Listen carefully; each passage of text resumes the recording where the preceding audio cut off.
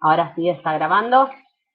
Empezamos entonces después de esta breve introducción con la clase. Bueno, Linton y Cardinal. Van a ver que ahora les voy a ir explicando por qué los damos un poco en conjunto, aunque como ya les explicaba antes a las chicas, que ya habían entrado primera, nuestro autor como en el que nos vamos a enfocar más y del cual ustedes tenían como propuesta para leer su libro entero, Cultura y Personalidad, no sé si ahí lo llegan a ver, bueno, nos vamos a enfocar más en él.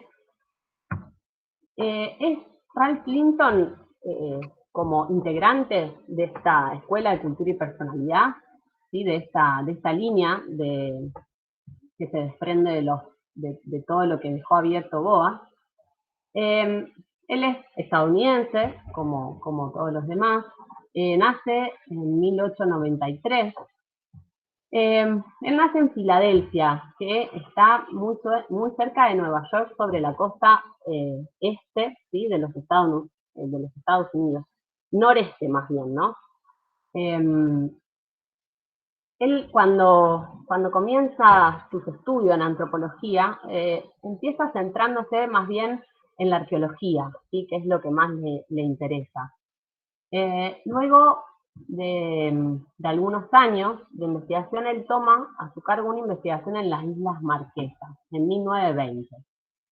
Y en esos años que pasa en la Polinesia, sus intereses empiezan a cambiar de dirección. Hay un libro que se llama Lecturas, de Paul Bohannan y Mark Gleiser. Lecturas es sobre la antropología, es como una breve historización de algunos autores de antropólogos y antropólogas. Ellos dicen que esta estancia en la Polinesia, en las Islas Marquesas, fue casi como las islas de Baffin para Boas, ¿no? Que fue como en ese momento que él cambia desde sus intereses más por la geografía o la física hacia la antropología.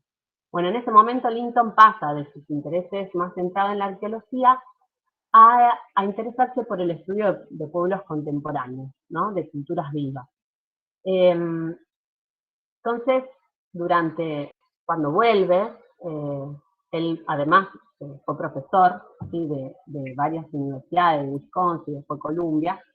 Durante los años 30, entre los 20 y los 30, que además la antropología norteamericana también está haciendo avances, está cambiando rápidamente, además, rápidamente más en el sentido de consolidándose también como disciplina eh, científica, ¿no es cierto? ¿Se acuerdan que esa idea de que un poco esta corriente profesionaliza la antropología? Allí entonces la antropología física se está separando de la arqueología, se están especializando, hay nuevos desarrollos, hay nuevas influencias desde la psiquiatría, desde la psicología, que están teniendo gran impacto en todo el mundo, pero bueno, también particularmente en Estados Unidos y en la antropología norteamericana, así como también hay mucha relación y discusión con la sociología europea, más bien ubicada sobre todo, o se desarrolla fundamentalmente en Francia, y el funcionalismo británico, que también en ese momento está teniendo su desarrollo. Esto queremos hacer como especial énfasis, por lo menos esto es un poco lo que venimos charlando desde la cátedra, de tratar de poder desestructurar un poco una imagen que hay, y ahí Mati te doy la palabra, una imagen que hay en la carrera, ¿no? Que parecería como planteaba el evolucionismo, ¿no? Como si una corriente estuviera atrás de la otra cronológicamente.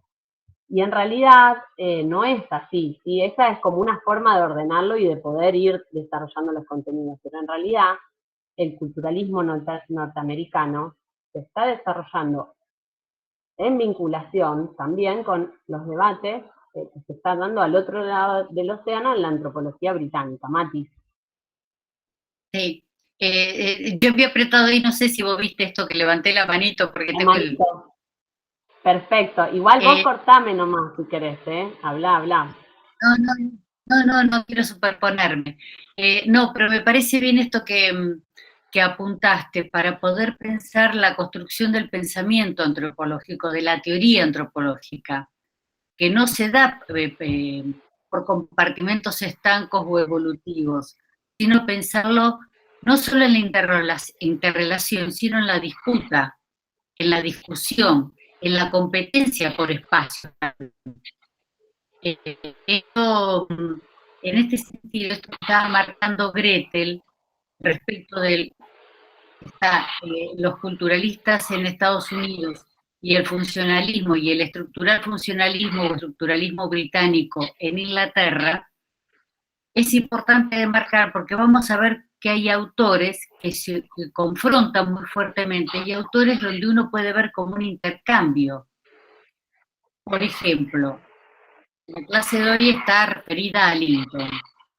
Linton, esta es una vieja frase que Gretel tiene anotada también en sus apuntes porque yo la repetía todos los años. Linton es el más funcionalista de los culturalistas. A la vez, cuando ustedes el año que viene estudien Malinowski y la escuela funcionalista, van a ver que en su definición de cultura hay muchas similitudes con Linton. Es como si Malinowski fuera el más culturalista de los funcionalistas. Pero esto es importante para ver la interrelación y la discusión teórica que se está produciendo en los inicios del siglo XX. Es un periodo de mucha riqueza intelectual, de mucha producción intelectual, y donde se van conformando el pensamiento y la teoría antropológica. No sé si querés agregar algo, Gretel, o sigo en esta No, cuestión sí, de totalmente, respecto totalmente. De hecho, dale, seguí que después me engancho. Claro, cuando ustedes trabajan en las primeras páginas de este texto, que él va dando los diferentes conceptos, Linton da muchos conceptos de cultura. Es muy enriquecedor leerlo. Quizás es medio plomo, entre comillas, digamos, el tipo de escritura para la época actual, porque es un escritor de comienzo del siglo XX, pero es muy claro, es muy minucioso y muy descriptivo. Y dentro de las distintas formas que él tiene de definir cultura, hay una que coincide mucho con la de Malinowski. Por eso hablamos de los contactos con la escuela cruzando el océano, con Inglaterra. Hay una de sus formas de definirla, por ejemplo, como una organización social, cosa que no aparece tanto en los otros culturalistas. Además de esto, bueno, como que hay... Sí. La palabra, perdón, claro, la palabra organización, la palabra sistema y la palabra función van a ver que aparecen mucho más en este autor que en nosotros. Mati. Me cortó. Ahora No, te escuchamos, ¿eh? No Se sé corta un por qué. poquito. Se cortó. Debe ser la conexión, pero ahora se te escucha. Vos decías el concepto de función, el concepto de institución y el concepto de organización aparece más en Linton que en las otras culturalistas. ¿No es así? Exacto. Hay otro concepto que aparece en Linton y que no se da en los otros culturalistas, que es el de necesidad. No sé si me escuchan o si se corta. Sí, no se escucha. Si te parece, cierro con la parte de la presentación y ya nos adentramos directamente en el desarrollo de esos conceptos, que aparte los toma desde el principio del libro. Entonces, solo para cerrar la contextualización, ¿no? De Linton. Sí. Además de los intercambios con Malinowski, él también conoce a Radcliffe Brown, porque, a ver, estos intercambios, además de discusiones teóricas sobre publicaciones, etcétera, también ellos viajan, hacen seminarios, así como Linton conoció a Gardiner por unos seminarios que Gardiner fue a dar en la Universidad de Columbia. También Linton conoce a Radcliffe Brown, que es otra de las figuras más importantes de la antropología funcionalista británica, en la Universidad de Chicago, ¿sí? Cerca de Wisconsin, que fue otro de los lugares donde Linton dio muchos años de clases. Entonces él, todas estas oportunidades, digamos, de intercambio iban avanzando en una crítica y un debate, ¿no es cierto? Entonces, además de estos conceptos que fuimos mencionando, que son muy característicos de Linton y que los toma de esta influencia funcionalista, hay algo que dentro de sus críticas es muy importante para diferenciarlo de los funcionalistas, que es la cuestión de la historia, ¿sí? Esa perspectiva histórica aplicada a esa idea de totalidad o de sistema que él tiene, ¿no? Que eso es un rasgo que van a ver el año que viene con más profundidad, que es una diferencia importante entre estas dos líneas, quizás casi lo que marca más la diferencia, ¿no? Y bueno, yo me acuerdo de las clases también, cuando Gloria daba a Linton, ella justamente decía que para ella era un análisis funcional perfeccionado el que hacía Linton, porque justamente incorporaba esto de la historia.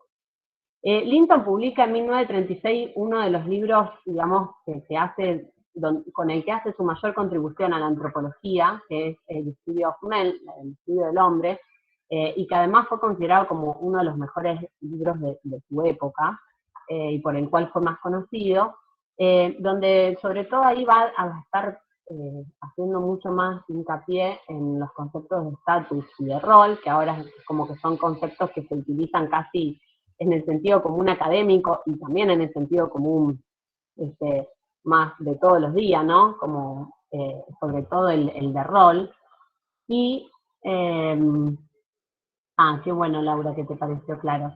Pero también allí establece como su próximo objetivo, que es el de poder tender un puente entre lo que él sentía como vacío entre el individuo y la cultura, que es un puente que comienza a atender en ese libro de Study of Man y termina de desarrollar completamente en el libro Cultura y Personalidad, que va a ser publicado bastantes años después, en 1945, y que es en el que nosotros nos apoyamos, sobre todo porque no nos interese el otro aporte, sino porque este es mucho más específico de lo que queremos desarrollar como integrante de la Escuela de Cultura y Personalidad.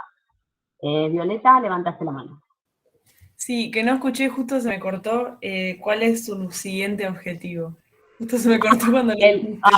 Justo, el de tender un puente entre el individuo y la cultura, ¿no? Como poder ahí completar un vacío que había como en esa relación entre individuo y cultura. Que es un poco igual el objetivo de toda esta escuela, ¿no es cierto? Como intentar ir más a fondo, a comprender mucho más cuál es la relación que se da entre la cultura y los individuos. Él como ya les decía, en el 37 se convierte en director del Departamento de Antropología de la Universidad de Columbia, donde antes trabajaba Boas, y tiene un contacto continuo con psicólogos. De hecho, eso estimula mucho su interés también por este puente que quiere establecer, ¿no? Entre el individuo y su personalidad y la cultura de la que forma parte. Y es por eso también que se suma, no solo a un seminario que va a ir a dar Abraham Gardiner, sino que además empiezan a trabajar juntos, ¿sí? Gardiner se va a ir nutriendo desde, Gardiner era psiquiatra y psicoanalista, y se va a ir nutriendo de investigaciones etnográficas de varios antropólogos, entre ellos Linton, pero con Linton como con el que estrecha mayor trabajo intelectual. De hecho, Linton le va a hacer el prefacio al libro que publica Gardiner en 1939, que se llama El individuo y su sociedad, Y además va a colaborar con él en 1945 en el libro Fronteras Psicológicas de la Sociedad, ¿no? Que es el mismo año en el que él publica Cultura y Personalidad, en el que también cita a Gardiner en varios pasajes. Profe, perdón, Sí, consulto. ¿El libro de Linton es este? No, o sea, sí, ese libro de Linton que yo decía recién, Estudio del Hombre, es su primer libro con el que fue como Sí. más conocido. Pero el que nosotros damos es Cultura y Personalidad. Ah, listo. Que, digamos, en este libro que lo publica después, él va a desarrollar enteramente el tema que desarrolla en uno de los últimos capítulos de ese libro Estudio del Hombre. Entonces, como que nos resulta mucho más completo para dar este tema, que es, bueno, el foco, ¿no?, de esta unidad del programa, de la materia. Antes de pasar a desarrollar, bueno, quería mostrarles un pequeño videíto que es un documental histórico, es de 1939, está en un archivo de documentales de acá, nacionales, que retrata un poco la vida o cómo se veía a Nueva York en esa época. Esto como para introducirnos un poco en el mundo en el que vivían, ¿no? Y también como después poder tener algunas relaciones, eh, sobre todo como en algunos énfasis que tienen tanto Linton como Cardinal, de pensar mucho más dinámicamente la relación de la cultura, incluso mucho más dinámicamente a la cultura misma, pero también a esa relación entre cultura e individuo. Mati, ¿vos querés agregar algo antes de pasar el videíto? No, porque me parece que después ya entramos directamente en Linton. O sea, creo que está Sí. muy buena la introducción que hiciste. Bien, bueno. Entonces voy a compartir, presentar.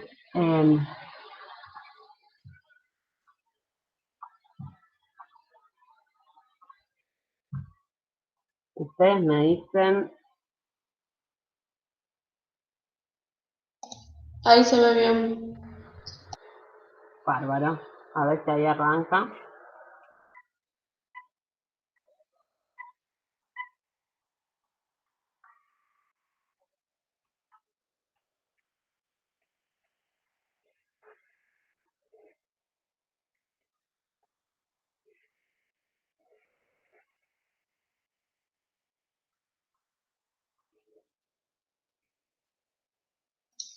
¿Puede ser que no tiene audio el video?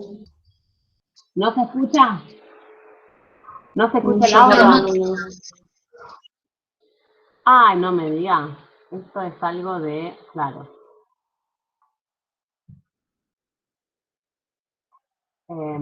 Perdón, ¿eh? No sé cómo hacer para que se escuche el audio entonces. Ah, arrancó solo.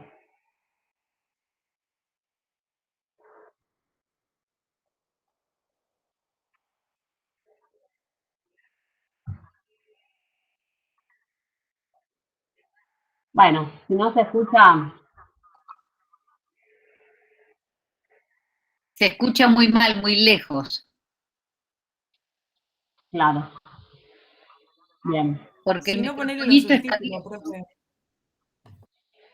Es que le subí todo, pero no, bueno, no importa. Eran, más que nada, quería, eh,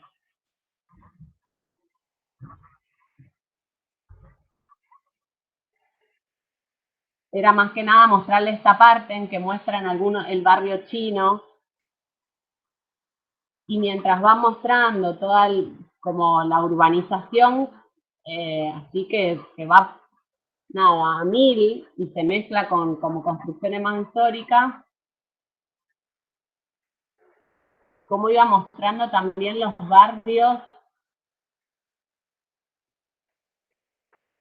Vamos directa a esta.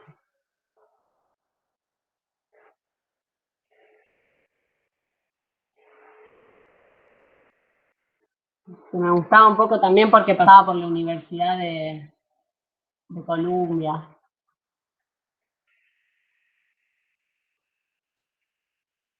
Si no, nos puedes pasar el link. Se las paso, sí, les paso el link. Bueno, no había tenido en cuenta ese detalle técnico. Y acá termina como con el barrio de Harlem, el barrio negro, que son alegres, bailan jazz, ¿no? Como estas representaciones.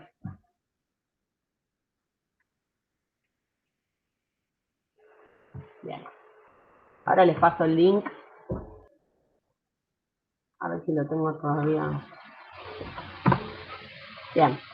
Nada, era igual, nada, tampoco tan exhaustivo, ¿no? Era como más que nada para que se viera como las representaciones también de la época sobre eso, ¿no? Es como muestra Nueva York, muestra ese monstruo que no para de crecer, esos rascacielos, y a la vez es como un poco como folclóricamente, no sé, como que va mostrando como parte de esa ciudad también los distintos barrios donde conviven comunidades de inmigrantes, y entonces muestran el barrio chino donde dicen conviven miles de orientales que todavía siguen manteniendo sus costumbres y muestran, ¿no? Como unas especies de fiestas en la calle, y termina con, digamos, contraponiendo un barrio más de ricos, si se quiere, con otro más periférico, el de Harlem, que hospedaba a la población negra,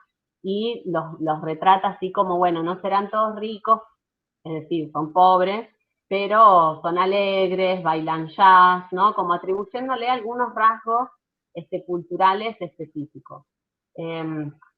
Sobre todo me interesaba para poder como empaparnos, digamos, de otra época en la que ellos están viviendo, ¿no? En que estos autores están viviendo, y que evidentemente los interpela para escribir, para estudiar lo que escriben, lo que estudian, ¿se entiende?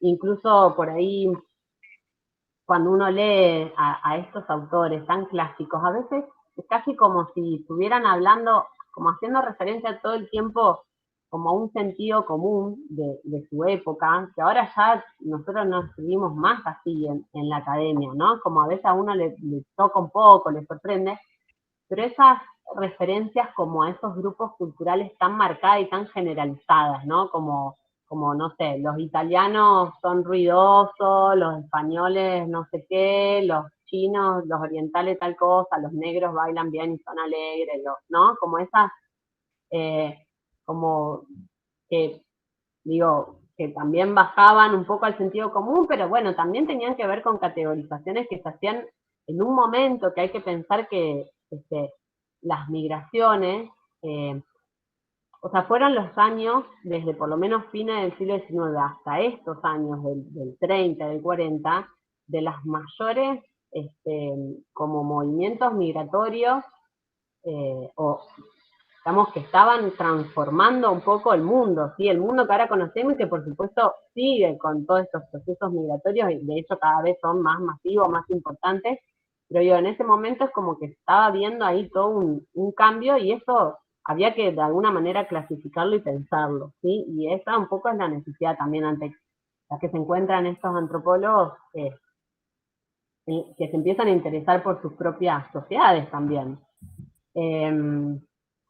Bien, vamos entonces una vez un poco bien. Mati, dale. No, como estabas hablando de esta cuestión de las migraciones, de un momento de fuerte componente migratorio de diferentes lugares, a lo mejor esto ya fue trabajado en el inicio de todas estas clases, pero es justamente el porqué de los culturalistas, por qué la orientación en Estados Unidos va a estar marcada por esta valorización, esta impronta dada a la cultura, justamente porque es un país multiétnico y que además tomaba como bandera el hecho de ser un país abierto que recibía y multicultural. También eso hace al desarrollo probablemente esto ya lo han trabajado, pero tiene que ver con esto que estabas diciendo. Sí, La verdad es que este año Desarrolla- llegamos a dar muy poco de carácter nacional, que es algo que en general por ahí se desarrolla más. Lo mencionamos un poco en relación a los estudios de Benedict sobre los inmigrantes japoneses. ¿Lo llegaron a ver, no es cierto, a eso en la clase? Bien. Pero igual está bueno, Mati, poder como, porque como no le dedicamos así como una clase específica a eso, está bueno también siempre esas cosas recordarlas, porque por ahí si no se pierden y bueno, son un poco el porqué también de una orientación teórica y Sí, sí, sí, metodológica. sí. Ujú. Sí. Bien. Bueno, Me la refiero que, cultura... perdón, como que hay Sí, dale, dale. contextos históricos diferentes que hace que siempre cualquier teoría, teoría de una disciplina social, hay que pensarla en términos de cuál es el ámbito tanto universitario como el ámbito social en el cual se desarrolla. No es lo mismo Estados Unidos en ese momento con el componente migratorio que Inglaterra. Son otros intereses los que también mueven al desarrollo de la teoría social. Por eso, como hablaste del componente migratorio, fue que Totalmente. que No, pero está metiste. bueno porque además pensemos que, bueno, en esta comparación estaría como Estados Unidos recibiendo un caudal bueno, de trabajadores sobre todo, ¿no? Para también su desarrollo exponencial como país.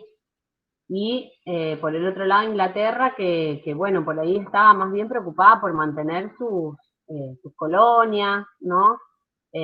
Sus regiones dominadas, que también eran donde se estaban por ahí más desarrollando económicamente, por llevar sus productos, ¿no? Es decir, son como dos países muy diferentes, por lo menos en ese momento tenían como intereses distintos, y eso se nota mucho en lo que también los estudios de la antropología británica, interesados más bien en el equilibrio, en pensar que cómo el sistema está dado porque funcione, ¿no? Como un organismo vivo en el que cada uno de los órganos, de los elementos de la cultura, hace que funcione la totalidad. Es como, bueno, sin tener en cuenta los procesos históricos o los cambios que se dan a través de la historia, en la cultura. Entonces, bueno, como que también a cada contexto corresponden intereses y desarrollos distintos. En el libro Cultura y Personalidad, este interés por la relación entre individuo, sociedad y cultura, que ya lo venimos viendo cómo también lo trabajaban o también cómo las estimuló a Miriam Benedict, podemos pensar que tuerce un poquito más la balanza hacia el individuo. No porque desconozca, digamos, la importancia de la sociedad y la cultura, pero por ahí, a mi entender, es como que va mucho más a fondo en captar esa relación y le da como otra relevancia también al individuo, ¿no? Y comienza por plantear un poco como la necesidad de estudiar a estas tres configuraciones, individuo, sociedad y cultura, como en conjunto, o sea, como cualquiera de estas tres por separado no podría entenderse, ¿no? Y de hecho él plantea que es muy necesario el trabajo conjunto de sociólogos, antropólogos y psicólogos. Y este libro, un poco lo que él como el objetivo que se propone, es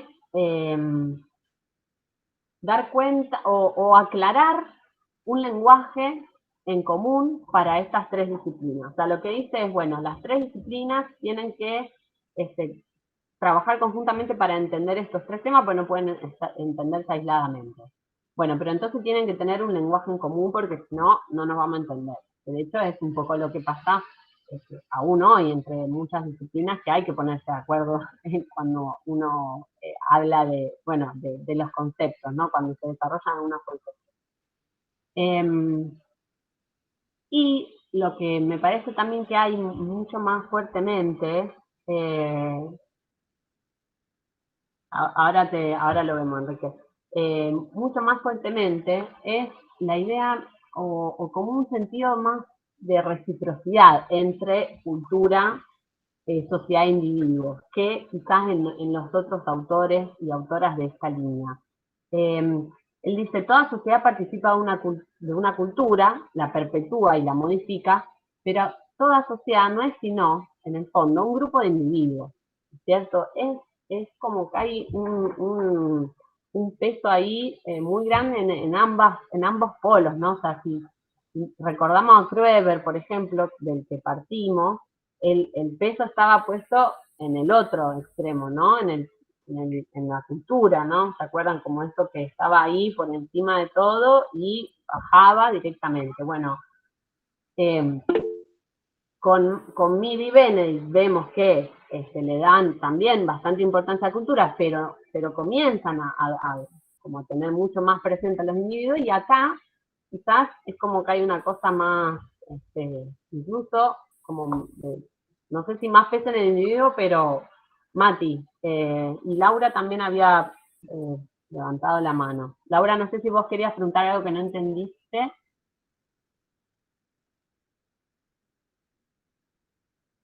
Bueno, tenés silenciado, perdón, Laura. ¿yo figuro con la mano levantada? No. Ah, Que me parece no, que no. justo él le da más importancia al individuo de última porque dice la sociedad está formada por individuos y ellos forman la cultura. Así que lo más importante de estos tres estratos serían los individuos. Así que me pareció bárbaro me pareció muy claro, todo muy claro y muy lindo. Bueno, muy o por lo entendido. menos, no sé si más importante, pero sí que hay que empezar por el estudio de los individuos, Claro, ¿no? porque sin los individuos no habría sociedad y no habría cultura tampoco. Así que exactamente. por eso le damos importancia. Bien. Mati. claro, porque en esto de que Margaret Mead, si bien hace referencia continuamente al individuo, en los hechos, en su teoría, el peso de la balanza se inclina hacia la cultura. Yo creo que de todos estos autores del culturalismo clásico, Linton es quizás quien más hace jugar los tres elementos a la par, que los pone a los tres en un rango de igual importancia. La cultura, la sociedad, el individuo, como que es imposible pensar uno sin otro. Y está permanentemente jugando con esa interrelación. Pero esta idea del peso que le da el individuo también está en Boas. Que vuelvo a repetir, no es porque no esté en Margaret Mead ni en Ruth Benedict, sino que en ellas lo enuncian, pero en los hechos terminan otorgándole mayor valoración a la cultura que al individuo. Es como que alejan el peso del individuo. Y Linton está permanentemente rescatando el valor del individuo en esa interrelación. Saco la mano. Bien, buenísimo. Enrique, perdón, vos decís ¿qué libro tiene el mismo título? ¿De Cultura y Personalidad? ¿Alguno de Mead? Sí, cuando estuve buscando el libro ¿cómo es? De Linton, me apareció un título de Margaret Mead que se llama Cultura de Personalidades, pero está en portugués. Ah, puede ser que sea algún capítulo de un libro, porque por lo menos los que damos nosotros, no hay ninguno que se llame así, exactamente de la misma manera. Pero probablemente puede que haya alguno de los capítulos de sus libros que sí se llame así, porque, digamos, recordemos que son la escuela de cultura y personalidad, así que todos, en realidad, lo que decía recién Mati, no es que Mead y Benedict no estudian la relación, efectivamente lo hacen y también le dan importancia al individuo. Pero justamente eso, como que después en sus obras, un poco lo que más queda como resultado es esa, o como énfasis, no sé si es más el acento puesto en la cultura que en la personalidad o que en los individuos. Probablemente haya sido un capítulo, ahora la verdad es que no recuerdo, no te sabría decir cuál es. Ahora me fijo bien si lo puedo descargar y no sé, Dale. no sé cómo hacérselo llegar por correo, capaz. Ponenos, y si no, si lo descargaste por internet, el link de donde lo descargaste y lo pones en el chat. Ah, bueno, ahí lo hago, ok. Lo vemos. Otro, me parece que, bueno, vamos como, yo fui marcando también, además de ir desarrollando un poquito lo principal del libro, como que ir tirando como algunos de estos tópicos, se podrían decir, de Linton, como más importante para que les quede a ustedes como algo distintivo de su aporte dentro de esta escuela, ¿no? También, y a ver, distintivo y que siempre está, por supuesto lo tenemos que pensar en relación con las otras autoras.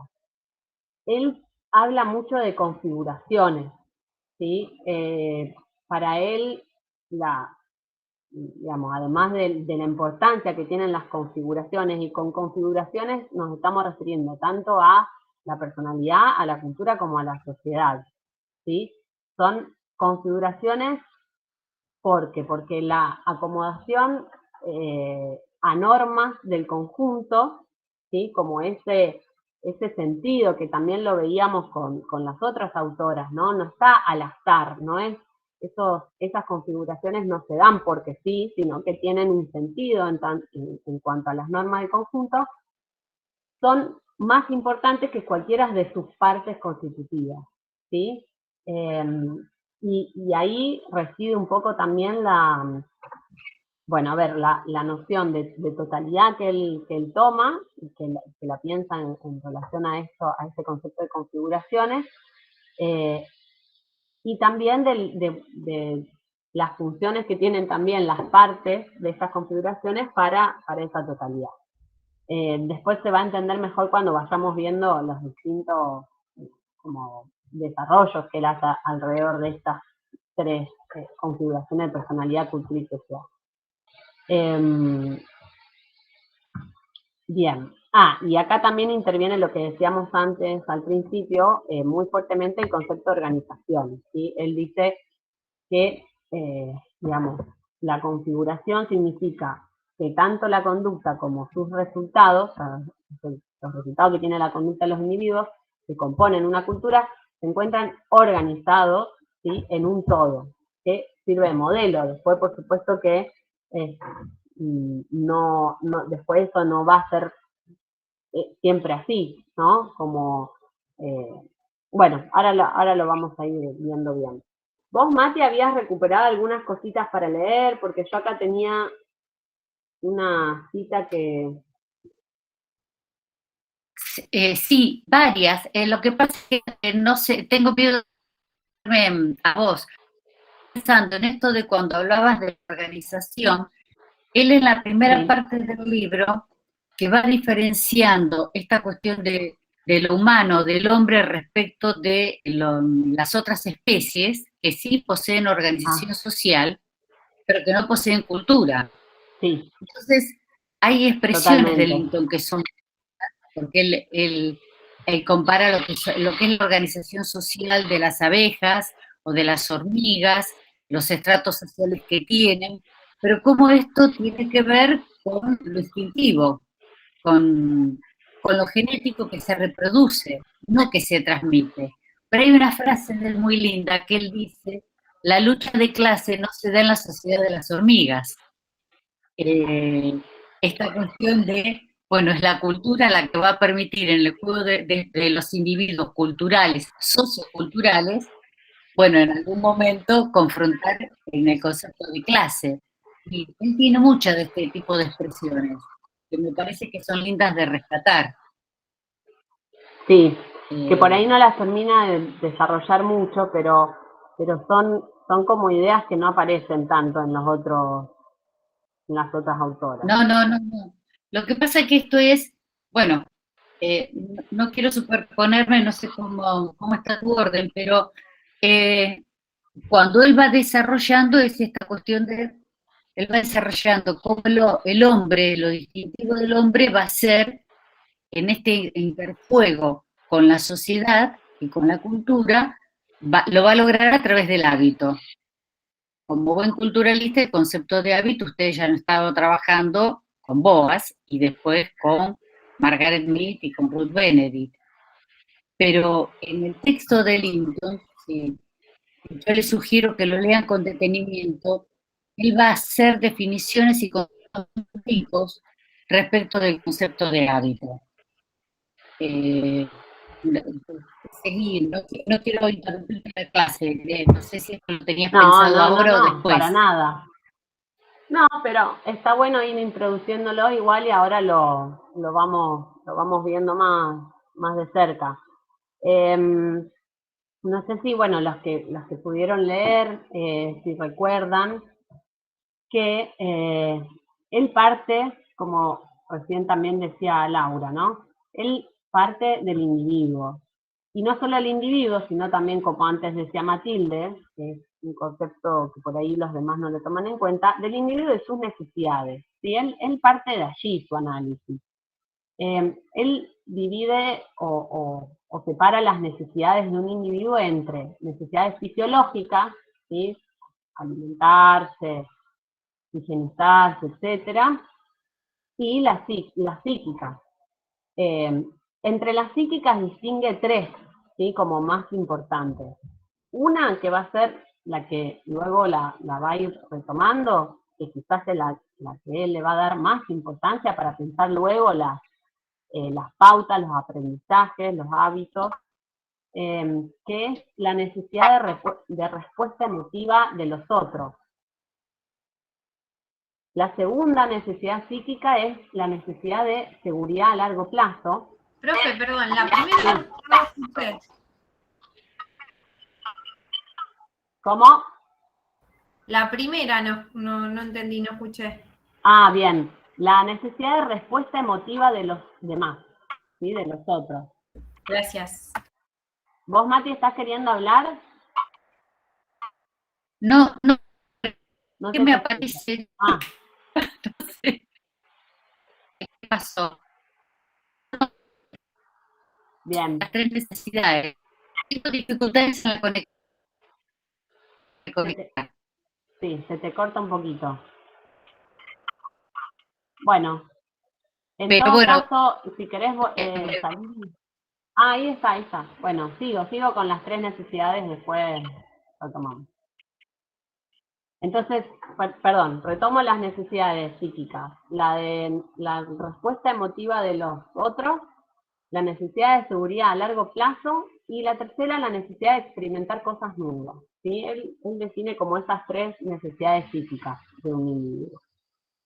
Para él, ¿por qué le da un lugar tan importante o por qué parte de pensar en las necesidades de un individuo? Porque para él esos son los estímulos que hacen que la conducta se regule de una manera, ¿no? Es decir, el individuo no regularía su conducta si no necesitara todo esto, y fundamentalmente la psíquica, ¿no es cierto? Para pensar o para ir ajustando un poquito los conceptos, que él por ahí hace eso en el libro, ¿no? Como que va tirando muchos conceptos, o sea, muchas definiciones de cada concepto. Él cuando habla de conducta, se está refiriendo a una conducta en sentido amplio, ¿sí? Para él, cuando habla de conducta, comprende todas las actividades del individuo, ¿sí? Tanto las manifiestas como las encubiertas, ¿sí? Tanto las físicas como las psicológicas, es decir, lo que va por fuera y lo que va por dentro también es lo que entiende como conducta de un individuo, ¿no? Para pensarlo en relación a, bueno, cómo el individuo va moldeando su conducta, va aprendiendo, ¿sí? Cómo comportarse, cómo conducirse en sociedad para lograr satisfacer esas necesidades, ¿cierto? Pero dice, esta conducta no se puede solamente explicar por las necesidades, ¿no? Él ahí le va a poner un peso fuerte a la relación que tiene el individuo con su medio. Y ahí está bueno hacer la precisión, que igual él lo dice muy claro, Dice, las formas que adopta la conducta en la página 26, para si alguien tiene el libro y quiere ir siguiendo la cita. Las formas que adopta la conducta jamás son explicables únicamente en función del estímulo de las necesidades. Estas son fuerzas cuya expresión se modela por una multitud de otros factores. La conducta que bastaría para satisfacer cualquier necesidad o combinación de necesidades requiere que se organice en constante relación con el medio en que el individuo tiene que actuar. Medio que comprende factores de ambiente y de experiencia, ¿no es cierto? Pero él, digamos, define bastante particularmente ese medio. Si él en realidad no está hablando directamente del medio natural, o sea, de lo que nos rodea, del medio ambiente como uno lo podría entender. Él lo que dice es que esa experiencia determinada por la relación con el medio está a su vez mediada por un medio ambiente humano, ¿sí? O sea, en nuestra relación con el medio ambiente natural o con el medio natural siempre hay una mediación que es el medio ambiente humano. Y es ahí a lo que él por ahí está apuntando más cuando habla de medio, ¿no? Y en ese sentido es que lo que dice es que para poder comprender, ¿sí? la personalidad individual y la personalidad de una cultura, ¿sí? La personalidad más general, es indispensable conocer ese medio ambiente. Vos, Matilde, no sé si te fuiste o estás, pero interrumpime. Sí, Anaí, el concepto de patrón se relaciona con la configuración, totalmente. Ahora lo vamos a ver más. De hecho, en un momento se vuelve un poco un trabalengua esto, porque a mí lo que me gusta mucho de Linton es que con mucha claridad todo el tiempo está mostrando cómo todo se relaciona con todo. Que no es fácil, porque, digamos, es algo como muy difícil de poner en palabras también eso sin que además resulte, no sé cómo decirlo, pero como una simplificación, ¿no? Porque es muy fácil decir, ay, sí, todo se relaciona con todo. En realidad sí, todo se relaciona con todo, pero de una manera determinada, o por lo menos él, digamos, desarrolla una teoría para poder explicar esa relación, ¿no? Quiero ver, perdón, ya me fijo los integrantes un cachito. Ah, bueno, no volvió Matilde, perdón, vamos a fijar si me escribió.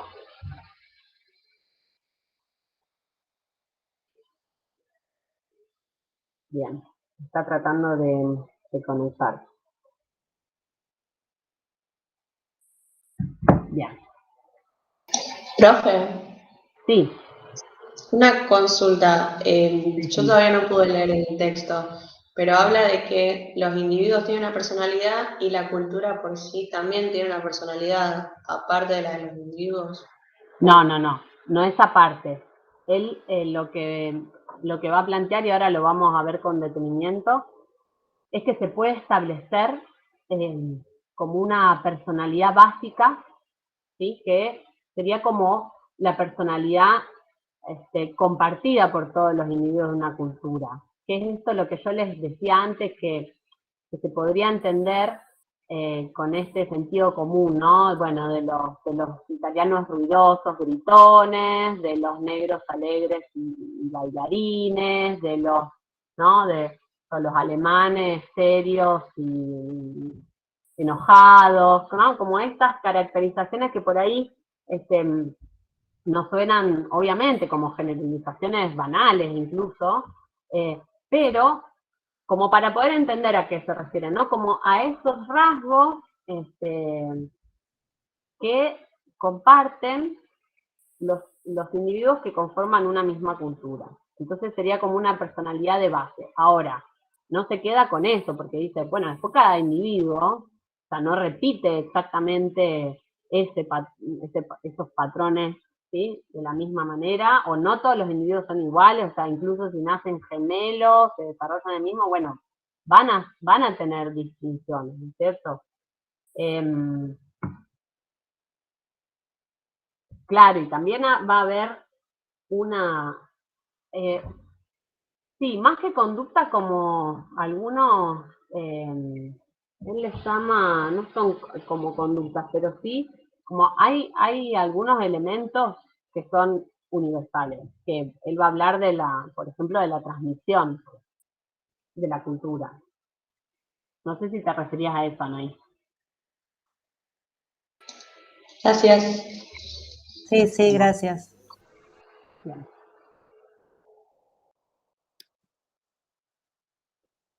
Mati, volviste, metele.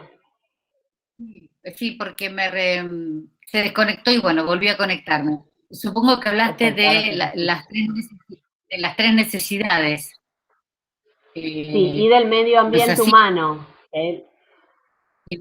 Y del medio ambiente humano. Cuando él habla de esta cuestión de la incorporación del hábito, que es lo que va a permitir esto que el individuo se integre a una sociedad, él marca algo que me parece importante. Él dice que los individuos tienen esta capacidad que junto con la capacidad de aprender, porque el hábito se aprende, lo que permite justamente conformarse y formar parte del universo social y integrarse, formar parte simbólico, y también dice la gran capacidad de olvidar. Y esta frase me parece que es buena, porque Mati, la capacidad perdón, de se te corta olvidar. mucho. Entonces no intervengo. Si se corta, no intervengo. ¿Querés probar a conectarte desde el celular? A ver si se te escucha un poquito mejor. Directamente tenés que apretar el link. Sí, en el mensaje que te mandé, te lo mandé también por el celular. Ahora te lo manda el celular al link y entras a tratar de entrar directamente desde tu celular. A ver si quizás así. Dale. Dale, vos continúa. Siento si te alteré el orden de la clase. No. Lo bueno que tiene Linton es que, digamos, eso es lo que le estaba diciendo recién a las chicas, es que es impresionante cómo todos los conceptos los va trabajando tan en vinculación y va retomando, va y viene durante todo el libro con esos conceptos. Entonces, eso que decía de los hábitos, y la capacidad que tienen los individuos de aprender, porque eso es justamente un poco lo que hace que las sociedades humanas tengamos cultura. Espérate que apago esto. Sí, bien.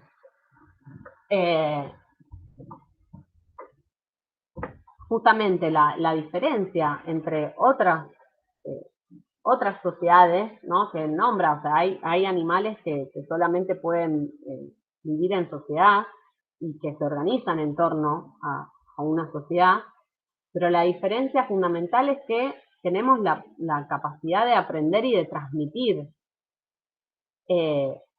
esas pautas, o sea, que esas pautas que seguimos en nuestras conductas individuales, como la pauta que puede seguir una hormiga o una oveja, que tienen pautas, ¿sí?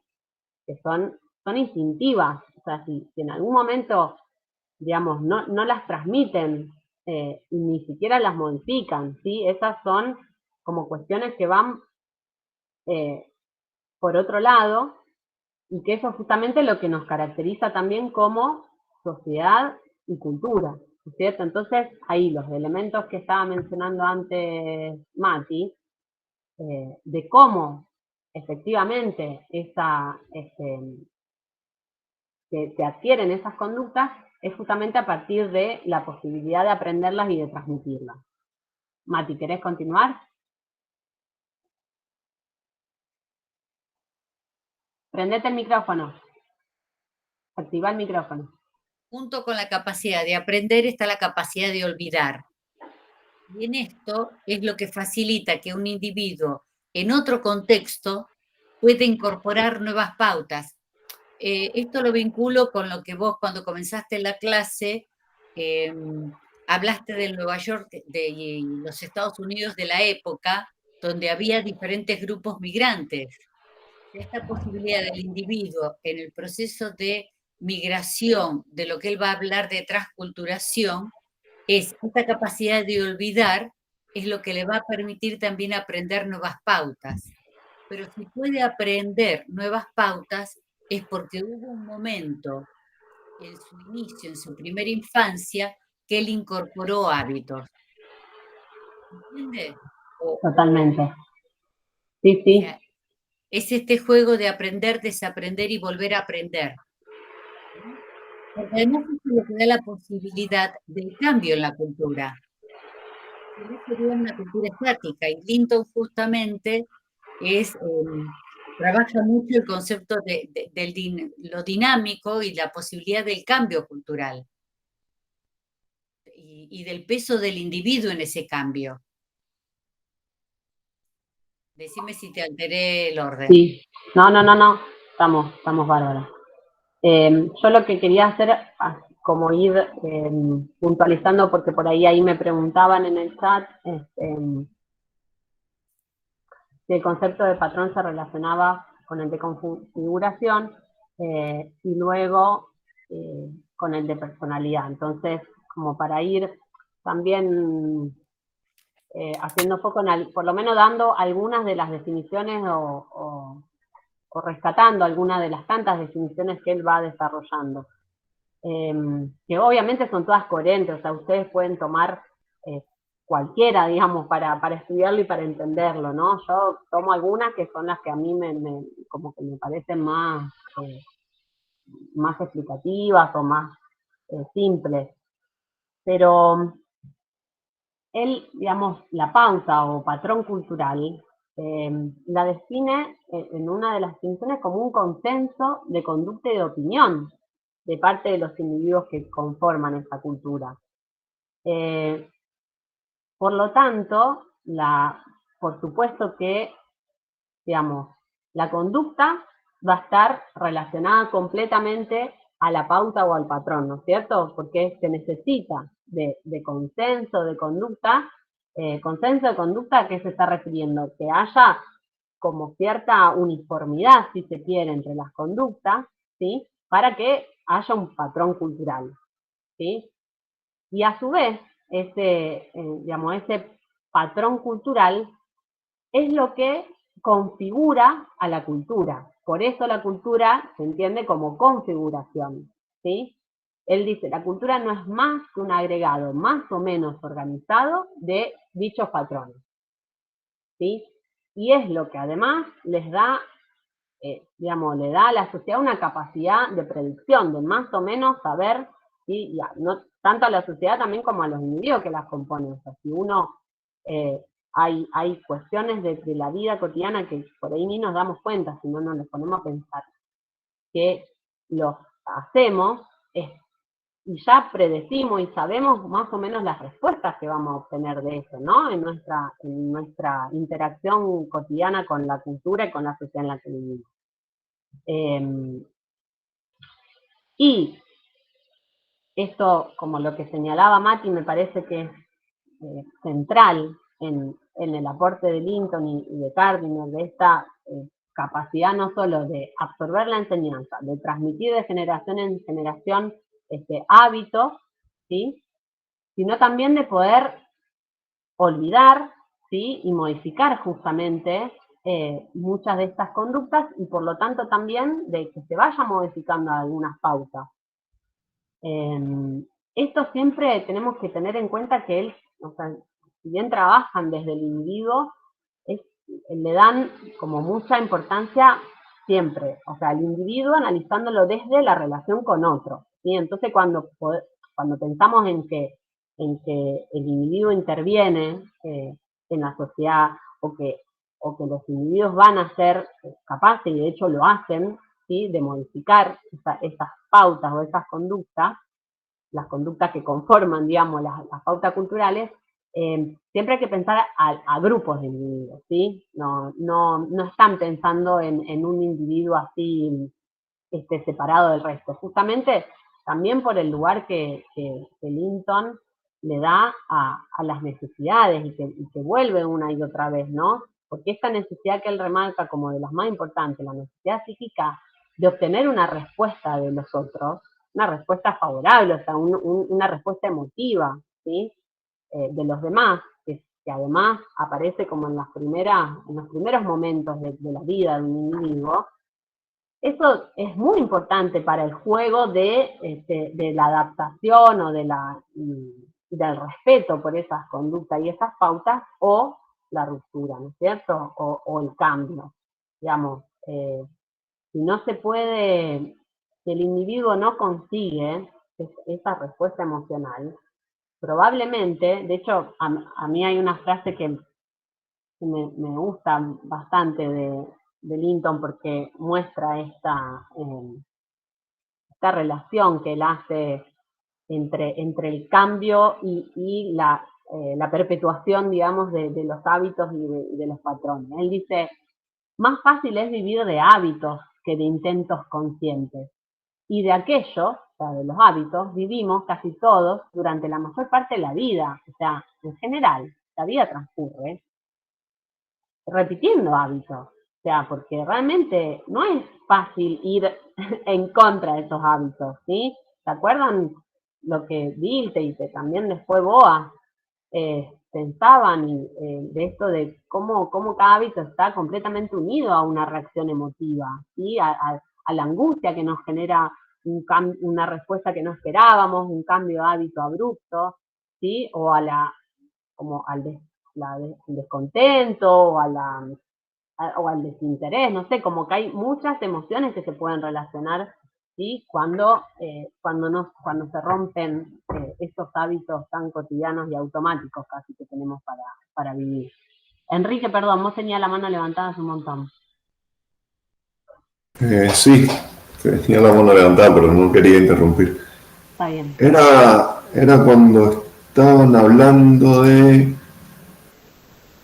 que la cultura era modificada por los miembros de los grupos sociales. Pero ya, la duda que me surgió es modificada por la masa, no es modificada por individuos puntuales, sino que funciona como una masa que es modificada a través del tiempo. Es en ese sentido que se modifica, ¿no? Sí, eso del tiempo que decís es muy importante, porque Linton no concibe nada fuera de ese, digamos, del enfoque histórico. O sea, siempre hay que pensar estos cambios o esta dinámica cultural en el tiempo. Igual que un patrón, por ejemplo, también se lo tiene que analizar en el tiempo, ¿sí? Eso que él piensa como transmisión de generación en generación, bueno, es eso, es poder ver, digamos, con esa dimensión temporal.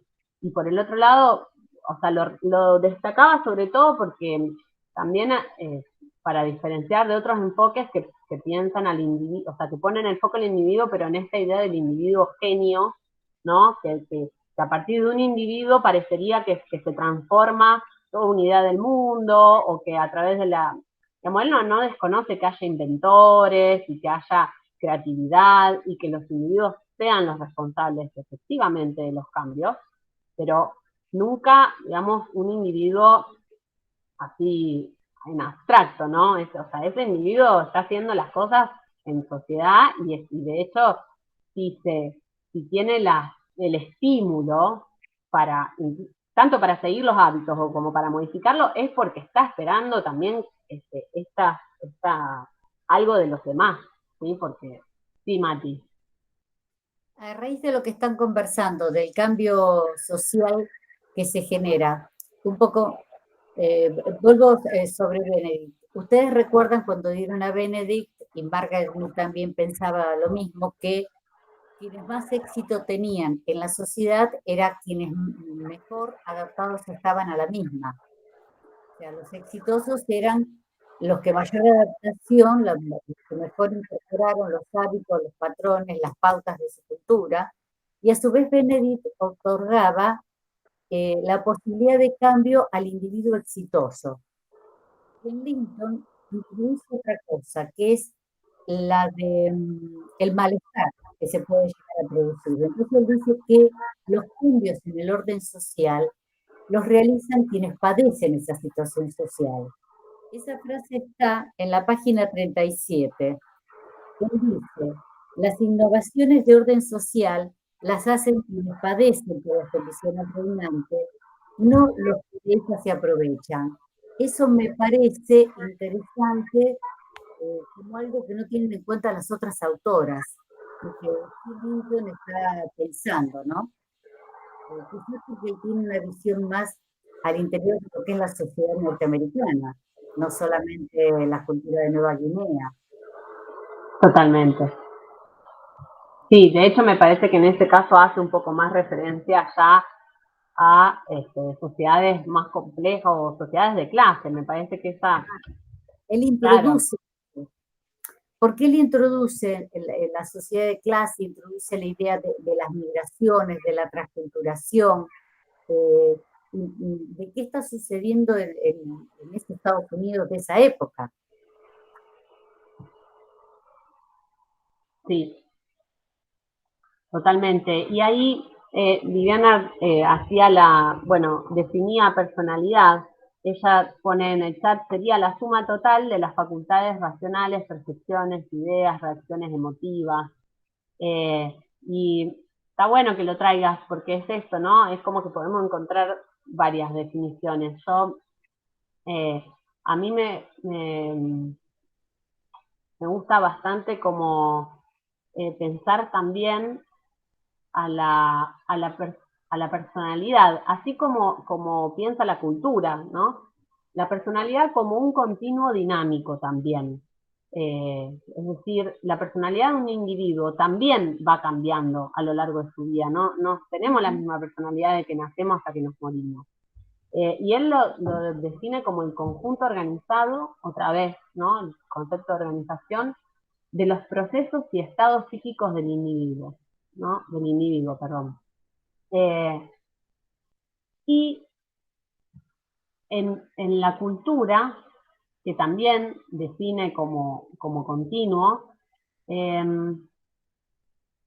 también lo va a pensar como un proceso de creación de nuevas pautas y extinción de las antiguas, ¿no? Como esto, o sea, el dinamismo un poco reside en eso, ¿no? En la perspectiva histórica y en esto que él ve como procesos de creación y de extinción de pautas, así como en el individuo ve procesos de aprendizaje y también de olvido, ¿no? Es como que continuamente va a estar pensando como estas configuraciones como en un movimiento común también, ¿no?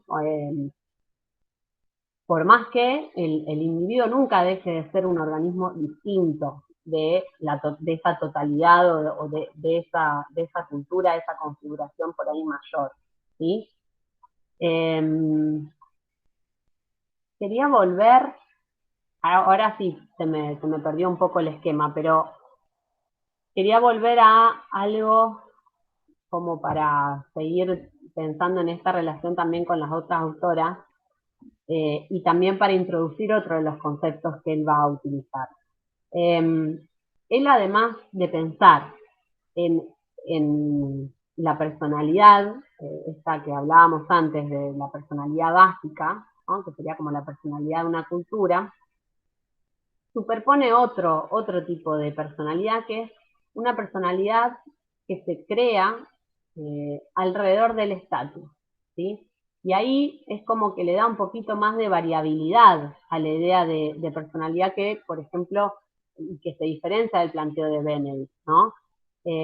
Para él pueden existir varios tipos de personalidad dentro, ¿sí? Que no es que nunca van a ser contrarios o completamente disruptivos en relación a la personalidad básica, pero sí puede haber una superposición de otras personalidades que tengan que ver con estatus. Y esto del estatus, para mí, tiene como bastante potencia en el planteo. Tanto por lo que comentaba antes Mati, ¿no? De introducir también esta idea de, bueno, o de poder analizar la realidad también en las que viven las sociedades complejas de las clases sociales, pero él lo va a pensar en cualquier sociedad y cultura, ¿no? Cuando una persona, un individuo, se incorpora a la cultura, es decir, nace, de acuerdo al sexo, a la edad, digamos, cómo nazca o qué lugar ocupe dentro de una familia, ¿sí? Él sobre todo va a partir como de esas tres esferas, ¿no? Como las primarias para definir cierto estatus, ¿no? La edad que tiene un individuo a lo largo de su vida en una cultura, el sexo y la familia, ¿sí? Como esas esferas por ahí más primordiales. Y de acuerdo, ¿no? a qué lugar ocupe, al estatus, o sea, él define justamente el estatus en relación al lugar que ocupa un individuo dentro de la sociedad en un momento dado, ¿sí? En un momento dado de su vida y en un momento dado también de la sociedad, se va a conformar una personalidad particular a ese, o adscripta a ese estatus. Y eso me parece que también le da un poco más de dinamismo, ¿no? Y por lo menos de variabilidad. De hecho, bueno, como que en una misma cultura entonces hay varios tipos normales, ¿no es cierto? Normales, entre comillas, como lo veían Benedict y Mill, ¿no? No hay una sola que todos siguen para ser normales. Sí, es como, bueno, dependiendo, y aquí también me parece muy interesante, él le da, digamos, bastante lugar también a las diferencias por sexo, y en este punto me parece que coincide o abona completamente a la perspectiva de Mead de poder desnaturalizar los roles, justamente, los roles de género, ¿no? Porque cuando él se refiere que por sexo te asignan un estatus, está hablando de eso, está hablando que en un momento particular o en un momento determinado de la historia de una cultura, a un sexo en relación a una edad, vas a tener determinada una personalidad constituida alrededor de eso. Sí, Mati. No, nada. ¿Qué puse? Había levantado la mano. Ay, no me di cuenta. La tenía levantada por la duda. No me di cuenta, no, te estaba escuchando. No, pero tiene que ver con esto que él está trabajando también la sociedad de clase. Benedict de alguna manera también plantea esto de que la educación o el hábito incorporado a las distintas tribus que ella pudo haber trabajado en los grupos, tribus entre comillas, las otras culturas que ella ha trabajado, bueno, quien era el hijo del jefe o el cacique o el chamán, también incorporaban hábitos diferentes en base al lugar social que ocupaban ahí, pero son sociedades menos complejas, con menos movilidad social, con menos estratificación. Claro, sí, menos lugares posibles. Claro, menos lugares posibles. Llevado a Estados Unidos de comienzo del siglo XX, con una alta movilidad social, él incluso que, además de los patrones incorporados por sexo, varón o mujer, iban a estar también los ocupados socialmente de acuerdo a la profesión o al trabajo, no sé, si era bancario o si era gerente de un banco, si era un profesional, cómo se van conformando diferentes estatus de acuerdo al género, a la edad y a lo lugar social que se ocupa. Sí. Se va modificando, pero pensemos en una sociedad con alta movilidad social en ese momento.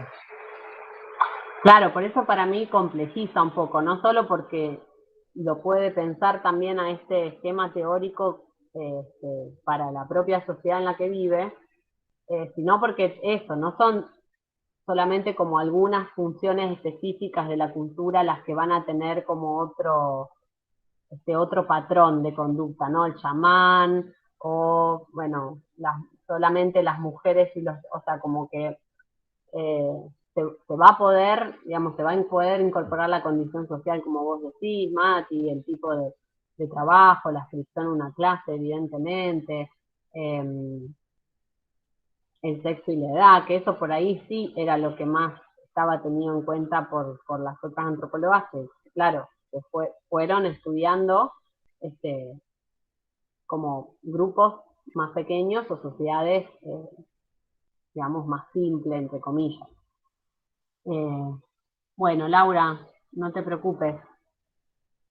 Son las 6:25. Nos queda media horita. Yo no sé si antes de seguir desarrollando, porque, bueno, si bien me parece que repusimos así como los conceptos y las ideas más importantes, pero obviamente hay como mucho más para charlar sobre este libro. Quería primero ver si tenían preguntas, si algunas cosas por ahí no se habían entendido bien, si querían que las repitamos. Ahí, Anaí, perdón, voy a leer. Dice en la página 75, dice que basta que alguien sepa a qué categoría pertenece otro para saber cómo tratarla o qué se espera de ella. Pero esto se modifica en cada cultura, claro. Anaí, esa es tu pregunta, si esto se modifica en cada cultura. Lo que pasa es que como que está todo imbrincado, ¿no? Está todo relacionado. Son culturas diferentes, son individuos diferentes, los patrones son culturales, entonces las respuestas que se esperan, universal de la transmisión o universal de las necesidades físicas para todas las culturas, pero después sigue siendo cultural. A lo que me refiero sigue siendo cultural. A eso me refiero, como lo dice Mead, digamos. ¿O no? Sí, totalmente. Sí, a ver, es que porque él le dé un poco más protagonismo o por lo menos a nivel teórico me parece como que se puede dar más cuenta de esta relación o esta reciprocidad entre individuo y cultura, no quiere decir que, o sea, que estos, ¿cómo decirlo? Como estos modos de funcionamiento o modos de configurar no sean para cada cultura. O sea, ellos también van a estar estudiando. De hecho, ellos no solo Linton no va a estudiar solamente la sociedad de Estados Unidos o grupos dentro de la sociedad de Estados Unidos. Él también va a hacer mucho trabajo etnográfico, bueno, como lo que antes les contaba de islas en el Pacífico, de Polinesia, tiene mucho trabajo, y de hecho mucho trabajo en estos tipos de grupos, sobre todo también para aportar al estudio de Gardiner, que por ahí a Gardiner desde el lado de la psicología lo que le interesaba mostrar más era cómo las personalidades se modificaban por pertenecer a distintas culturas, ¿sí? Como mostrar ahí qué tenían que ver la cultura en forjar las personalidades individuales. Y eso solamente lo podía demostrar a partir de tener muchos datos, ¿sí? Que va a obtener por estos antropólogos de estas distintas culturas y de las distintas personalidades que hay en cada cultura, ¿sí? Para ver qué relación justamente se da. Mati. Claro, esto de que, por supuesto, lo del peso de la cultura, el haber marcado la importancia que le asigna al individuo, en ningún momento es que él disminuya el peso de la cultura, todo lo contrario. Que piensen que todos ellos al trabajar solamente el concepto de hábito es el peso de la importancia de la cultura, de la incorporación y de la conformación del individuo a través del hábito cultural. Y en esto que estaba diciendo Gretel de Gardiner, Gardiner era un psicoanalista. Lo que pasa es que lo que Gardiner se da cuenta es que para explicar el comportamiento en otras culturas, la teoría freudiana hacía aguas. No era suficiente. En ese sentido es el aporte que Linton hace a la producción de Gardiner, y fundamentalmente viendo las primeras experiencias infantiles, cómo en las primeras experiencias infantiles y en la primera incorporación de estos hábitos culturales se van a ir conformando tipos de personalidad diferentes. Una cosa es el neurótipo occidental que pensó Freud y otra cosa es lo que sucede en otras culturas. Saco la mano, ahí está. Sí. De hecho, que tengo acá, no, sería el otro de Gardiner. en fronteras psicológicas de la sociedad, él va a ir como retomando todos los, en cada capítulo, él va a ir analizando todo el material etnográfico que le fueron dando distintos antropólogos, bueno, entre ellos Linton, que es, por ejemplo, en la población de los comanches, ¿sí? Otra antropóloga que trabaja mucho con Cardin y con Linton es Cora Dubois, que nosotros no la hemos abordado nunca, con los alorenses, y que van desplegando ahí como pudiendo integrar, digamos, el análisis psicoanalítico, o sea, de cómo se van generando las personalidades y esto que dice Linton, ¿no? Que él entiende la conducta como esas tanto manifestaciones, pero también como lo interno del individuo, como la vida psíquica. Eso también ellos tienen, digamos, más allá que intenten superar el análisis de Freud muy etnocéntrico, intenten darle como la posibilidad de entender también esa diversidad cultural, pero tienen, por ejemplo, a la cuestión del inconsciente muy arraigado en sus estudios, cuando en este desarrollo. Y allí Gardiner se nutre de varios datos, de varios antropólogos, que por supuesto, si bien van comparando distintas culturas, son muchísimo más rigurosos que lo que podían ser los evolucionistas, que iban agarrando datos de todas partes, que no habían tenido ni siquiera criterios en común. No, ahora hay como están intentando establecer un método, digamos, que no lo hay, que en ese momento no lo hay, y que bueno, según Harris tampoco lo logran llevar exitosamente a cabo tampoco, digamos, siguen quedando ahí algunos huecos, pero ellos están intentando encontrar un método de estudio de esta relación, fundamentalmente, ¿sí? Entre la psiquis y la formación de la personalidad de un individuo y la cultura, ¿sí? Contrastando justamente entre distintas culturas, que en este caso son culturas simples, ¿no? Como por esto que consideraban en general que era un poco más fácil tomar en cuenta esas culturas que otras más complejas. Sí, Mati. Sí, no, volver a recalcar la importancia en todos ellos del concepto de hábito, que es un concepto muy rico, y cómo esta cuestión, que es lo que va a tomar Gardiner, de las primeras experiencias, Gardiner a partir del contacto con su teoría freudiana del peso de las primeras experiencias del niño con su madre y con su padre, pero bueno, lo traslada a otras culturas que son experiencias diferentes a las de Occidente. El hecho es cómo en la incorporación de este hábito hay un plano inconsciente del hábito. Hay un plano, o sea, de algunos hábitos podemos dar cuenta, de por qué cruzamos la calle con el semáforo rojo. Bueno, nosotros aunque lo hagamos de manera automática, hay hábitos que podemos reflexionar y dar cuenta de por qué. Pero hay otros hábitos que no podemos explicarlos, que quedan en un plano muy profundo.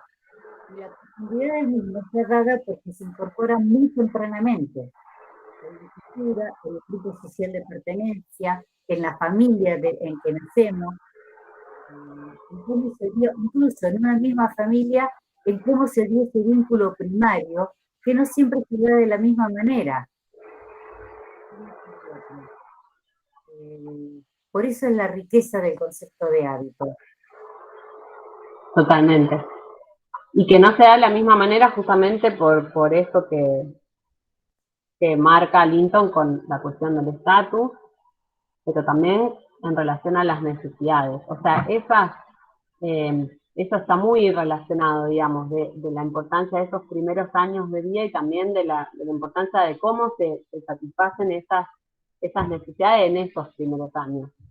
Que, me parece que igual sí es una de los puntos en común entre entre estos autores de la Escuela Cultura y Personalidad, porque todos les van a otorgar como una importancia muy grande a ese primer proceso que le llaman también de endoculturación, ¿no es cierto? De cómo se integra un individuo a una cultura que ya está ahí, ¿sí? Y que lo recibe, y bueno, que también para poder satisfacer esas necesidades, el individuo necesariamente tiene que, aprender qué patrones, qué conductas hay que tener para, sobrevivir, vivir y recibir esto que dice Linton, recibir respuesta emotiva de los demás, el vivir experiencias nuevas, tener una seguridad a largo plazo.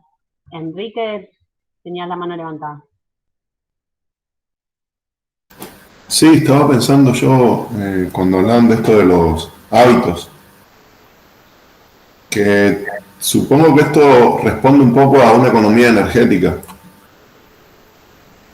del individuo, porque si tenemos que razonar y evaluar cada situación, y me remonto un poco al proceso de evolución del ser humano como especie, si tendríamos que haber razonado cada uno de los actos y cada una de las respuestas sociales ante determinados estímulos del entorno, creo que hubiera sido más difícil inclusive haber sobrevivido a las condiciones en las que nos enfrentamos como especie hace ya millones de años, cuando empezamos a ser homo, hasta ahora.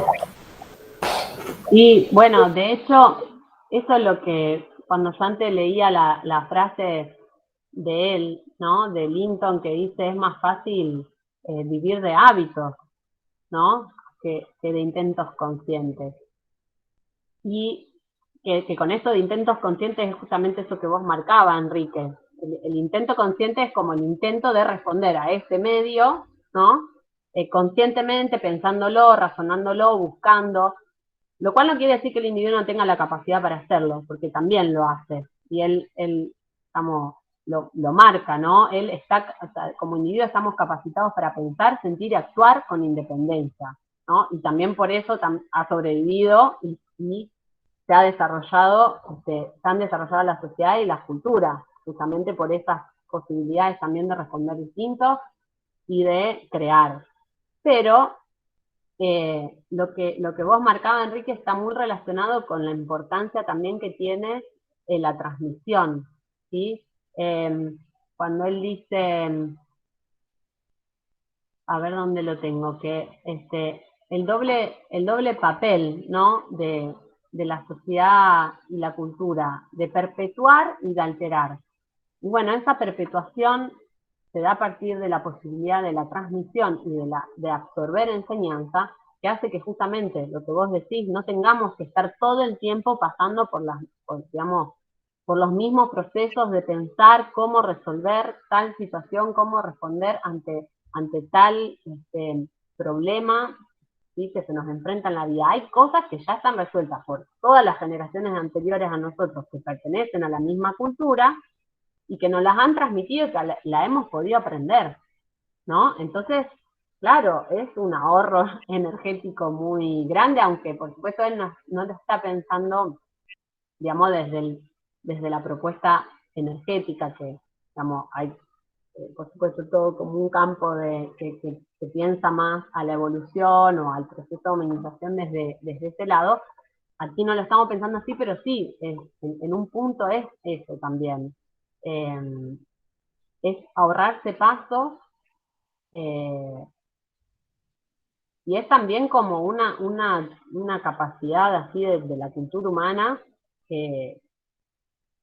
cuando pensamos, no sé, un poco como que la naturaleza de los seres humanos es cultural, ¿no? Como que estamos pensando un poco en esto, en que, digamos, los animales, por más que vivan en sociedad y que aprendan cosas y que también se sepan transmitir, pero bueno, resuelven siempre de la misma manera, ¿sí? Con un instinto. En todo caso, si se modifica en lapsos de tiempo muchísimo más extensos, ¿sí?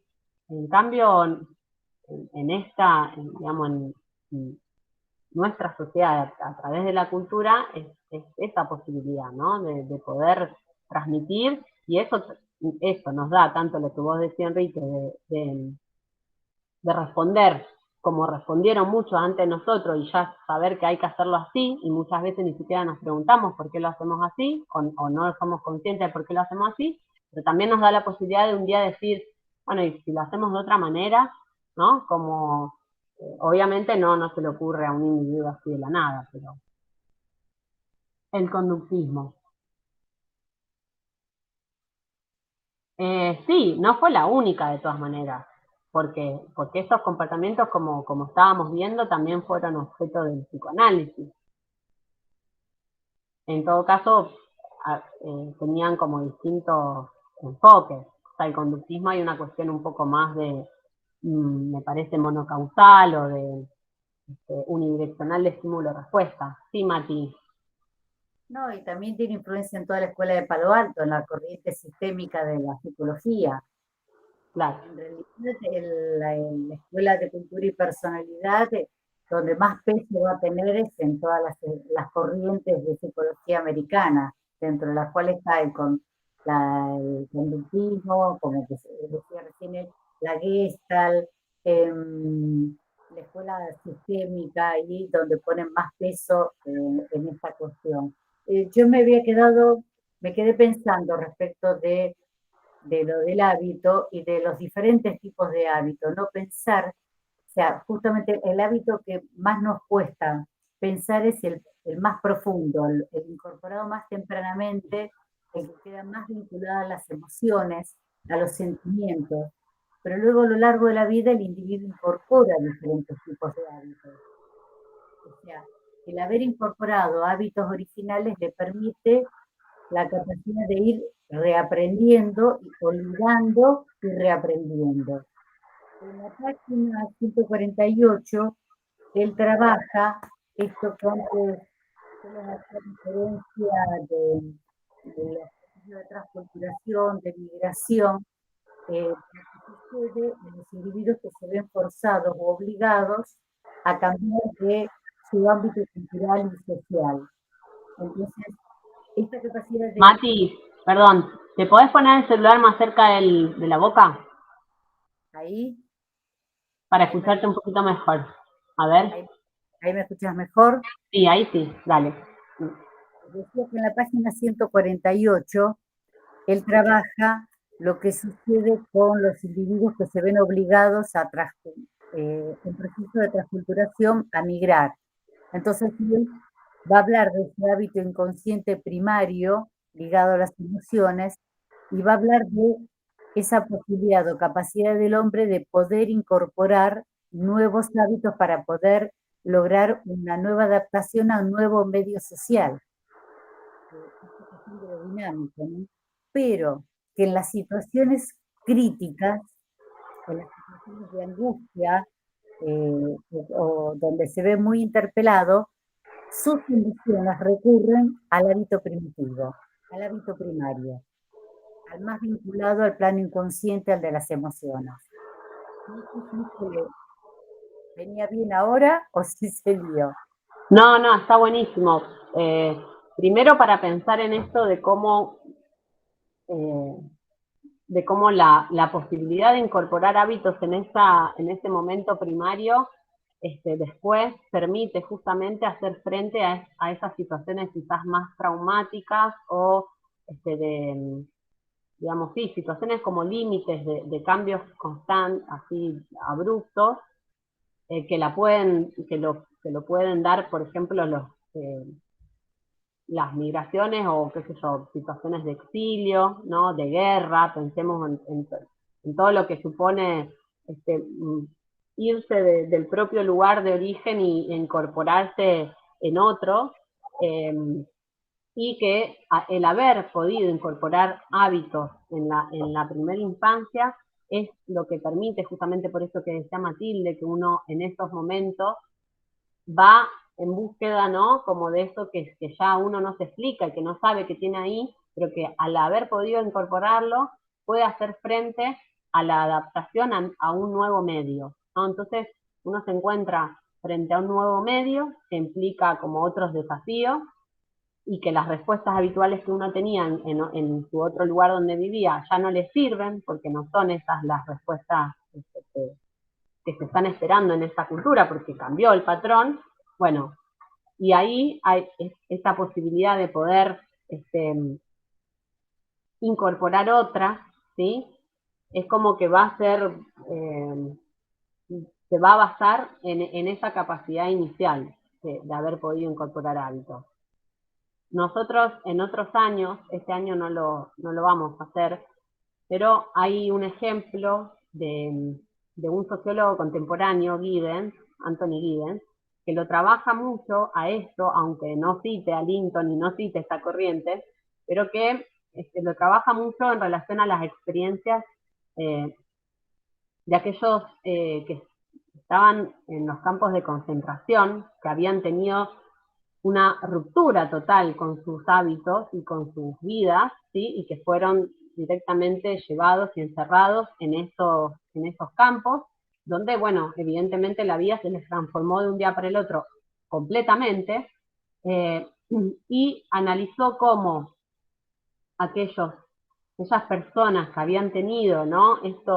La posibilidad de incorporar hábitos tempranamente, y que uno de los hábitos, sí, como más importante, esto de poder, de tener como esta también seguridad a largo plazo, Giddens también lo va a pensar como que esa incorporación misma de hábitos de la primera infancia les permitía a ellos poder adaptarse frente a esa situación nueva y además completamente traumática, violenta, y poder rearmarse una rutina, poder, ¿sí?, rearmarse de ciertas pautas para poder seguir, ¿no?, con la vida en este otro contexto. Ese estudio es como muy interesante porque, bueno, remite directamente a estas ideas que desarrolla Linton. A ti, dale. Bueno, Gretel se está refiriendo a lo que Giddens habla del proceso de rutinización, no habla de hábito, habla de rutina. Pero bueno, él dice que ante situaciones traumáticas como el campo de concentración, quienes están más armados psicológicamente, la estructura psíquica es más fuerte, que quienes tienen incorporada una rutina primaria que les va a permitir generar y crear una nueva rutina para poder sortear esa situación tan angustiante como la del campo de concentración. Después hay otro sociólogo que trabaja sobre el concepto de hábitos, que tampoco van a ver este año, que es Bourdieu, que seguramente en problemática, supongo que en problemas de antropología contemporánea, ¿no, Doré? No estoy tan segura, pero bueno, de todas maneras, Pierre Bourdieu es un sociólogo, bueno, que en algún momento se lo van a encontrar seguramente, porque es muy importante dentro de, digamos, de la teoría social, no se puede prescindir de él.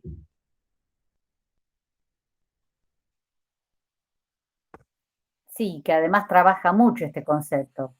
Le da otra vuelta, él va a hablar de hábitos y va a incorporar todo el concepto de clase, va a incorporar diferentes categorías, pero tampoco cita a Boas ni a Linton. Ninguno de los sociólogos contemporáneos agradecen en ningún momento el aporte que pudieron haber hecho los culturalistas. No, tal cual. No, y también lo que te iba a decir, Mati, que trajiste a colación justo ese aporte en relación a la transculturación, que lamentablemente Linton no va a profundizar en ese concepto, pero sí va a estar trabajando en colaboración con otros antropólogos en lo que se ha llamado como memorándum, que es justamente como un documento que hace Linton para pensar los procesos de aculturación, ¿sí? Y que en ese texto, que está subido en la carpeta de derivaciones, no va a hablar de transculturación, va a hablar de aculturación y los modos, ¿sí?, en los que los procesos por los cuales se puede dar esta aculturación, que lo vamos, espero que lleguemos a darlo, pero lo vamos a ver un poco críticamente, ¿sí? Con respecto al aporte que hace otro antropólogo unos años después, y que es un antropólogo cubano, un poco para pensar también estas relaciones sí, que se empiezan a tensar de los 50 en adelante con respecto, bueno, al lugar de la antropología, con respecto a los procesos de descolonización, con los sujetos investigados, y cómo también unos años después de estos estudios se van a ir planteando justamente estas rupturas de parte de los que antes eran sujetos investigados, que van a empezar a querer también ellos analizar y estudiar sus propias culturas. Entonces, Fernando Ortiz, que trabaja el término de transculturación desde Cuba, desde la posición de colonizado, va a hacer otro aporte, ¿no? O le va a dar incluso una complejidad mucho mayor, con una implicancia política también mucho mayor, de lo que significan estos procesos, ¿no? Que ya no es tanto el contacto cultural, ¿sí? Sino que en muchos casos, en la mayoría de los casos, se dan a partir de la violencia, ¿sí? De la opresión, de la explotación, en un mundo, bueno, que ya evidentemente no puede desconocer, ¿sí? Que la culturación en general ha conllevado o ha llevado consigo estos elementos de dominación, de colonización y de explotación. Sí, Carolina, el contrapunteo, que bueno, ¿lo conocías o lo leíste en el programa? No, profe, quería ver si era con tu texto o con el contrapunteo. Sí, lo leía al suyo también. Con el mío, sí. Sí, lo vamos a... el texto con los dos. Siempre vamos a las fuentes, como ya saben. Lo vimos en Corrientes 1. ¡Ay, qué bueno! ¿Lo vieron antes? No se veía fue uno de los textos a elegir para dar el trabajo final. Ah, me encanta que ya lo hayan leído y lo conozcan. Claro, lo dieron los que lo eligieron, pero... Bien. Bueno, sí. Está bueno porque podemos hacer algo un poco más, más dinámico, más participativo. Podrían, si lo tienen más o menos fresco, incluso como que podrían volver a presentarlo y no. Yo digo, dieron un montón de textos y para elegir había más o menos que tener leído, más o menos hacer un sondeo a ver cuál iba a elegir uno, pero no es que lo vimos en profundidad. Bien. Pero lo pusieron a él y a otros autores más. Bien. Bueno, lo vamos a intentar llegar. Yo creo que vamos a llegar, pero bueno, sí, la idea era un poco trabajar críticamente a esta... porque ahora, a partir de la próxima clase, ya vamos a ir viendo como un poco desde los aportes críticos que se hicieron tiempo después, a partir de Eduardo Menéndez, pero también de estas otras cosas un poquito más contemporáneas, no tanto, pero bueno, en los 50, ahí estaban todavía como frescas las discusiones, mostrando que había también otros desarrollos posibles, otros aportes posibles en ese mismo momento, ¿sí? Que por ahí venían desde otros lugares. Para continuar luego, tratando de ver aquellas líneas antropológicas que sí retoman explícitamente a estos autores, ¿sí? Que sí los citan, que remiten a ellos, no como decía Matilde, no como por ahí estos sociólogos contemporáneos, Giddens y Bourdieu, que si bien siempre establecimos las filiaciones, porque realmente había mucho que en común, o sea, uno se da cuenta que hay varios elementos de la teoría contemporánea que vienen de algún lado, ¿sí? Y que venían de estos aportes de principio del siglo. Bueno, vamos a darle un poco más de espacio a aquellas líneas que desde la antropología más contemporánea han retomado explícitamente, o sea, se sienten seguidoras o continuadoras de estos autores, ¿sí? De Boas, de Mead, de Benedict, de Linton, ¿sí? De Sapir. Así que bueno, con las clases que nos quedan vamos a ir en esa dirección. La próxima, con un pantallazo de algunas de las críticas que hizo Menéndez, que también es deudor, o sea, él constantemente está discutiendo con la Escuela Culturalista Norteamericana, porque a él se ha influenciado y se ha nutrido mucho también de esa escuela. Vamos a ver él cómo conceptualiza a estas distintas corrientes, tanto el culturalismo como también el funcionalismo y, bueno, el concepto que él utiliza como para armar ahí una historización de la antropología, para, bueno, luego continuar ahí desgranando un poquito las líneas que siguieron. Mati, ¿querés agregar algo más? Porque ya nos estamos acercando al final, o si alguien quiere preguntar algo. No, me parece si alguien quiere preguntar algo, pero en líneas generales está redondeado el texto. Me parece que no van a tener dificultades para leerlo. Que los lineamientos principales los marcaste. Los marcamos.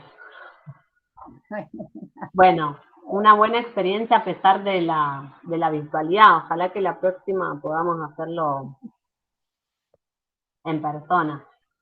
Sí, por suerte, bueno, digamos, lo tendría que haber hecho de entrada con el celular y se me ocurrió hacerlo con la computadora y ahí se me desconectaba la conexión. Bueno, ahora estoy con el 4G y fue todo más fácil. Más fácil, sí, son cosas que pasan. Nos vamos adaptando, ¿no? Conociendo, incorporando hábitos nuevos. Claramente. Bueno. Conocerlos al nuevo grupo. ¿Qué otros autores van a dar después? Además de Menéndez, vamos a ver ¿será que tengo acá el cronograma? Vamos a ver, bueno, lo que decía recién, a Fernando Ortiz. Vamos a tratar de ver un poco las críticas, o sea, la continuación de Lewis con la antropología de la pobreza, un poco retomando los lineamientos de esta escuela, pero también las críticas que después, o sea, que ahora en estos años ha tenido ese enfoque a partir de Philippe Bourgois, que además está bueno porque estudia o hace su etnografía, una etnografía bellísima, sobre ese barrio de Harlem, el que mostraba el que quise mostrar en el videíto al principio de Nueva York, que por supuesto ha cambiado muchísimo y que, bueno, que un poco se posiciona como en crítica de esa antropología de la pobreza que deviene también de estas líneas. Después vamos a continuar con toda la recuperación que hizo el feminismo de Mead. Eso, bueno, está bueno, y también un poco pensar esta nueva y no tanto, pero ahora está como creciendo bastante de la antropología de la emoción, una nueva especialidad o línea que se nutre y que se reconoce como continuadora o deudora de, bueno, Dilthey y Boas, ¿sí? De todos estos autores que fuimos dando. Entonces, como para poder ahí establecer un poco más de continuidad. ¿De Breton, la antropología de las emociones? Sí, de las emociones sí, por ahí Le Breton es más del cuerpo, pero también pasa por ahí, porque incluso también los aportes feministas queer tienen que ver también con eso, justamente. Con la antropología de las emociones, tiene antropología del cuerpo y antropología de las emociones. Sí, así que vamos a ir un poco por ahí, en las últimas clases que nos quedan de octubre. Pero está bueno recuperar esta cuestión del aporte al feminismo, porque no se hablaba de teoría de género. No. Son las primeras en plantear, bueno, esto que después Simone Beauvoir va a decir a mediados del siglo XX, que mujer se hace, no se nace, lo decía Margaret Mead y Ruth Benedict en Inicio. Totalmente. Totalmente, y aparte que no había una inocencia en plantear eso, o sea, Mead tenía como objetivo realmente poder mostrar eso de una manera científica, o sea, demostrarlo con pruebas empíricas, ¿no es cierto? Entonces, sí, es básicamente una de los aportes más importantes de los estudios que ahora se conocen como estudios de género. Claro. Sí, sí, sí. Sí, así que está bueno eso, esta clase la toma por lo general Malena, que ella se especializa además en esa línea, o sea, ella está enfocada desde esa línea para su propia investigación, así que bueno, vamos a tener también ahí los aportes de Malena. Quiero sacar la mano, esta figura como que quiere hablar y no quiero. No te preocupes. Bueno, espero que haya sido más o menos claro esta propuesta de ir trabajando entre las dos con Matilde, y bueno, nada, cualquier cosa, cualquier duda que tengan, siempre saben que pueden contar con las clases de consulta, pueden escribirnos, o bueno, podemos recuperar si no ha quedado algo claro en la próxima clase. Pero bueno, yo le agradezco mucho a Mati que haya participado, y ojalá que... A vos. A vos y a todos los chicos. La verdad es que hacía muchos años que no estaba en contacto con un grupo de alumnos. Es muy movilizante, es muy gratificante. Qué bueno, Mati. Y por el chat, que vos seguro no lo lees porque estás con el celu, te están agradeciendo todas y todos de tu participación y de la clase. Así que... Muchas gracias a las dos. Gracias a ustedes. Gracias a ustedes. Y bueno, muchas gracias, profe. Nos vemos la próxima. Nos vemos. Dejo subida la clase. Dale, profe, gracias. Chau, chau. Chao, gracias. Chao, gracias. Bueno, ahí está. Bueno, tengo la grabación.